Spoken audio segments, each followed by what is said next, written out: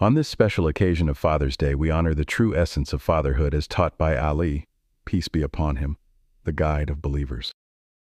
Today, we celebrate all the extraordinary fathers who not only provide for their families, but also instill the light of Ali, peace be upon him, in their children's hearts. The words of the Messenger of Allah, peace be upon him, echo in our hearts. Ali is from me, and I am from Ali, and he is the guardian of every believer.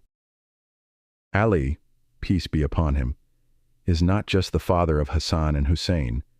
He is our spiritual father, guiding us on the paths of truth, justice, sacrifice, and love for God.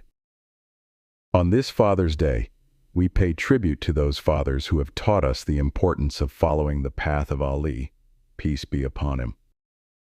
We also honor Ali, peace be upon him, who is known as the gate of the city of knowledge and father of the two Hassans. In our prayers we ask, O Ali, keep our parents safe, grant intercession to those who have passed, and include us among those fathers who make their children inheritors of your nobility.